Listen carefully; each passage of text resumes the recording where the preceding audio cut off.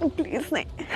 शर्म आनी चाहिए कि एक लड़की जो धर्म से जुड़ने के लिए आई थी, धर्म को जानने के लिए आई थी, सनातन संस्कृति को जानने के लिए आई थी, आपने उसे इस लायक भी नहीं छोड़ा कि वो पूरे कुंभ में रुक पाए।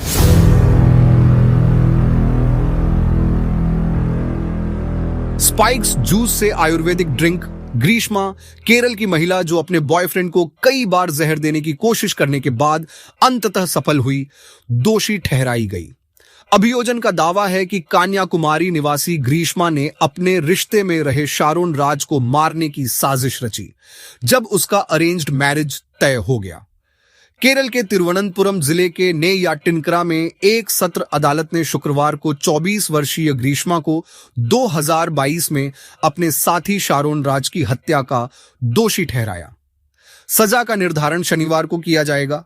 अदालत ने ग्रीष्मा की मां सिंधु को बरी कर दिया, लेकिन उसके चाचा निर्मला कुमरन नायर एक अन्य आरोपी को अपराध में सहायक होने का दोषी ठहराया।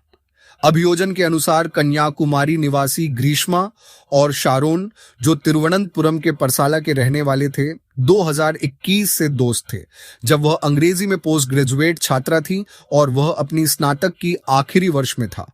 हालांकि वे रिश्ते में थे। मार्च 2022 में ग्रीष्मा के परिवार ने उसका विवाह एक सैन्य अधिकारी से तय किया और उसने इस शादी के लिए सहमति दे दी। अभियोजन का आरोप है कि जैसे ही उसका शादी तय होने जा रहा था, ग्रीष्मा ने शारोन को मारने की योजना बनाई, जिसके साथ वह शादी के प्रस्ताव को स्वीकार करने के बाद भी संबंध में रही थी। उसने शरीर पर दर्द निवारक दवाइयों के प्रभाव के बारे में ऑनलाइन काफी शोध किया और शारोन को जहर देने के कई प्रयास किए। अभियोजन के अनुसार एक बार उसने पानी में कई गोलियां मिलाकर उसे पिलाने की कोशिश की। उसने उसे जूस भी दिया जिसमें गोलियां मिली हुई थी। जब इनसे वह परिणाम नहीं मिला तो उसने जूस पीने की चुनौती भी दी। जांचकर्ताओं ने पाया जब शारोन इन सब से बच निकला तो उसने अलग अलग सामग्री का उपयोग करने का फैसला किया। 14 अक्टूबर 2022 को अपने सैन्य अधिकारी से शादी के 1 महीने पहले ग्रीष्मा ने शारोन को अपने घर बुलाया और उसे एक आयुर्वेदिक ड्रिंक दिया जिसमें उसने कुछ हर्बिसाइड मिला दिया था। अभियोजन के अनुसार चूंकि आयुर्वेदिक मिश्रण सामान्य रूप से कड़वा होता है, शारोन ने कुछ भी असामान्य महसूस नहीं किया। हालांकि ग्रीष्मा के घर से निकलने के बाद वह रात में असहज महसूस करने लगा और बार बार उल्टियां की, जिसके बाद उसे अस्पताल में भर्ती कराया गया। 25 अक्टूबर को 23 वर्षीय शारोन की उपचार के दौरान तिरुवनंतपुरम के मेडिकल कॉलेज अस्पताल में मल्टीपल ऑर्गन फेल्योर के कारण मृत्यु हो गई। अपनी मृत्यु से पहले उसने यह संदेह व्यक्त किया था कि उसे ग्रीष्मा ने जहर दिया था और एक दोस्त से कहा था कि उसने धोखा दिया है। उसकी मृत्यु के बाद उसके परिवार ने पुलिस में शिकायत दर्ज कराई। 31 अक्टूबर को ग्रीष्मा को गिरफ्तार किया गया और सितंबर 2023 में लगभग 1 साल बाद उसे जमानत मिल गई। उसकी मां और चाचा को भी अपराध में सहायक होने और साक्ष्यों को नष्ट करने के आरोप में गिरफ्तार किया गया था। यह मामला आईपीसी की धाराओं 364 हत्या के लिए अपहरण या अपहरण, 328 जहर से चोट पहुंचाना, 302 हत्या, 201 साक्ष्य नष्ट करना और अपराधी को बचाने के लिए झूठी गवाही देना, 203 झूठी जानकारी देना और 34 सामूहिक इरादे से अपराध करना के तहत दर्ज किया गया था। पुलिस ने कहा कि पूछताछ के दौरान ग्रीष्मा ने उन्हें बताया कि वह शारोन से अपना रिश्ता खत्म करना चाहती थी और उसने उसे उनके अंतरंग क्षणों की वीडियो को हटाने को कहा था। उसने यह दावा किया कि उसे डर था कि शारोन वह वीडियो अपने होने वाले पति से साझा कर देगा और इसी कारण से उसने उसकी हत्या की योजना बनाई थी। हर्षा आर्चरिया ने तड़पते हुए देखा, महाकुंभ छोड़ने का ऐलान किया। इस साधु के खिलाफ गंभीर आरोप लगाए। एक कथित साध्वी हर्षा आर्चरिया भी सोशल मीडिया पर बहुत वायरल हो रही है, लेकिन अब उसने एक चौंकाने वाला निर्णय लिया है। हर्षा आर्चरिया का नया वीडियो सामने आया। पूरे सोशल मीडिया पर हर्षा आर्चरिया की तस्वीरें और वीडियो वायरल हो रही हैं। जैसे ही आप गूगल पर हर्षा आर्चरिया का नाम सर्च करते हैं, सैकड़ों समाचार लिंक उनके बारे में दिखाई देते हैं। लेकिन इसके बीच हर्षा आर्चरिया का एक वीडियो सामने आया है जो उनके प्रशंसकों के लिए एक बड़ा झटका साबित हुआ है। हर्षा आर्चरिया ने महाकुंभ छोड़ने का ऐलान किया। हर्षा आर्चरिया, जो दावा करती हैं कि वह आचार्य महामंडलेश्वर स्वामी श्री कैलाशानंद गिरी जी महाराज की शिष्य हैं, ने महाकुंभ छोड़ने का ऐलान किया है। उसने अपने सोशल मीडिया प्लेटफॉर्म एक्स पर एक वीडियो साझा किया, जिसमें हर्षा ने एक साधु पर गंभीर आरोप लगाए और महाकुंभ छोड़ने की बात की। हर्षा आर्चरिया को तड़पते हुए देखा गया। इस वीडियो में हर्षा आर्चरिया को काफी रोते हुए देखा गया। रोते हुए हर्षा कहती हैं, तुम्हें शर्म आनी चाहिए कि एक लड़की जो धर्म से जुड़ने आई थी, सनातन संस्कृति को समझने आई थी, तुमने उसे पूरे कुंभ के दौरान रहने का मौका नहीं दिया। वह कुंभ जो हमारे जीवन में एक बार ही आता है, तुमने वह कुंभ मुझसे छीन लिया। मुझे इसके पुण्य के बारे में तो नहीं पता, लेकिन यह आनंद स्वरूप जी इस पाप को जरूर महसूस करेंगे। हर्षा आर्चरिया ने आगे कहा कि यहां कुछ लोगों ने मुझे धर्म से जुड़ने का मौका नहीं दिया, मुझे संस्कृति में डूबने का मौका नहीं मिला। इस कुटिया में रहकर मुझे ऐसा महसूस होता है कि मैंने एक बड़ा अपराध किया है, जबकि यह मेरी गलती नहीं है। पहले मैंने पूरी महाकुंभ के लिए रहने का इरादा किया था। अगर मुझे 24 घंटे के लिए यह कमरा देखना है तो यह बेहतर है कि मैं महाकुंभ छोड़ दूं। इस वायरल वीडियो में उस साधु आनंद स्वरूप का नाम लिया गया है, जिसे हर्षा आर्चरिया ने महाकुंभ छोड़ने के लिए मजबूर किया था। वह हैं शंभवी पीठाधीश्वर स्वामी। आनंद स्वरूप ने हर्षा आर्चरिया पर तीखी प्रतिक्रिया दी। आनंद स्वरूप जी ने कहा कि धर्म को प्रदर्शन का हिस्सा बनाना खतरनाक है, इसे बचना चाहिए। उन्होंने कहा कि यह कदम समाज में गलत संदेश फैलाता है और कहा कि अगर संतों और महात्माओं ने इसे नहीं रोका तो उन्हें गंभीर परिणाम भुगतने पड़ सकते हैं। स्वामी आनंद स्वरूप जी ने आगे कहा कि संतों और महात्माओं को त्याग की परंपरा का पालन करना चाहिए, न कि भोग की।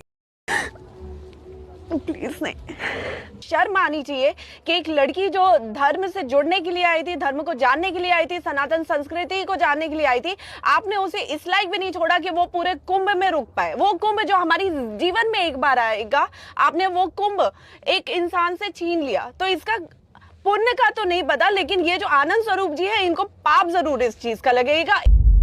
यहाँ कुछ लोगों ने मुझे ही धर्म से जोड़ने का मौका नहीं दिया, संस्कृति में रमने का मौका नहीं दिया।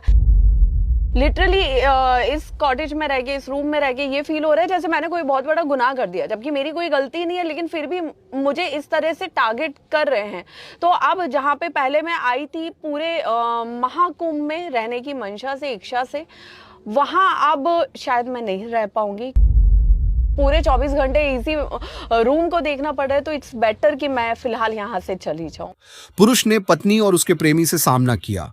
यूपी में कार की बोनट पर किलोमीटर तक घसीटा गया एक वीडियो, जिसमें एक पुरुष को अपनी पत्नी और उसके कथित प्रेमी से सामना करने के बाद यूपी के मुरादाबाद आगरा हाईवे पर कार के बोनट पर किलोमीटर तक घसीटते हुए दिखाया गया है, ऑनलाइन सामने आया है।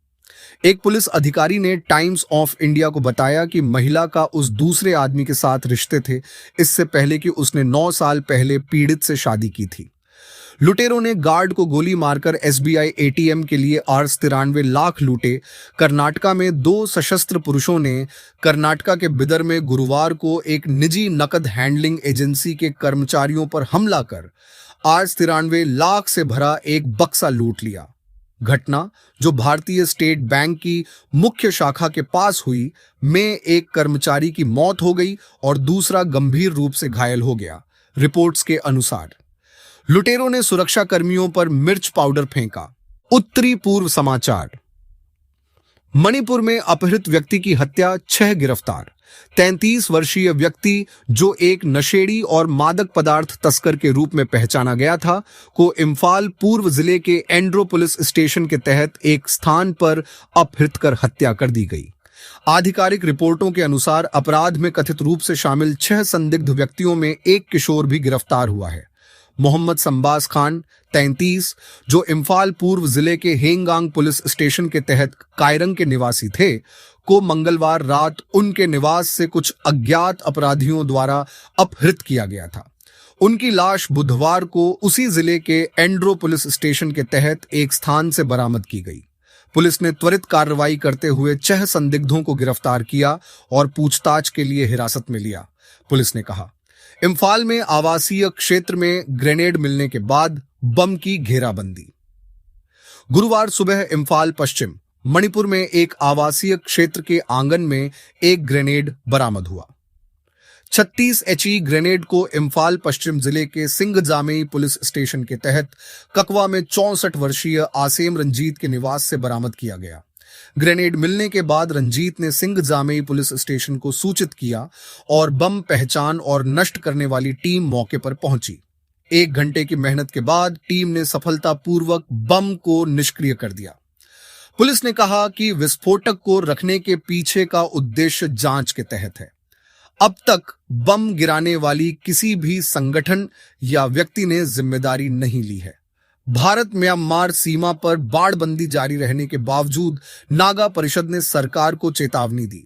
भारत सरकार ने मणिपुर में भारत म्यांमार सीमा के 7 लगभग किलोमीटर की बाड़बंदी पूरी कर ली है, जबकि नागा और कुकी-जो समुदायों के संगठनों ने इसका विरोध किया है। मणिपुर की म्यांमार के साथ 398 किलोमीटर की सीमा है और वर्तमान बाड़बंदी परियोजना मुख्य रूप से टेंगनोपाल जिले के मोरेह के पास केंद्रित है। निर्माण कार्य की रिपोर्टों के बाद नागा संगठनों की एक टीम, जिसमें यूनाइटेड नागा काउंसिल UNC के अध्यक्ष एन लोरहो भी शामिल थे, ने बॉर्डर पिलर 81 का भौतिक निरीक्षण किया। UNC, जो इस क्षेत्र का सर्वोच्च नागा संगठन है, ने एक बयान जारी किया जिसमें कहा गया कि बॉर्डर पिलर 81 के पास बाड़बंदी का काम जारी है, जो विशेष रूप से नागा आबादी वाले गांव सतंग को प्रभावित कर रहा है। UNC ने दोहराया कि नागा लोग भारत और म्यांमार के बीच हुए द्विपक्षीय समझौते को कभी स्वीकार नहीं करते, जिसे वे नागा क्षेत्र में एक कृत्रिम और काल्पनिक सीमा मानते हैं।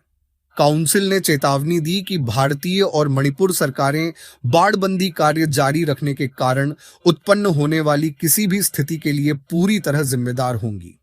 इसके अलावा कुकी-जो नागरिक संगठनों ने फ्री मूवमेंट रेजीम FMR को समाप्त किए जाने की कड़ी निंदा की है, जो पहले निवासियों को सीमा के 16 किलोमीटर के दायरे में बिना वीजा के यात्रा करने की अनुमति देता था।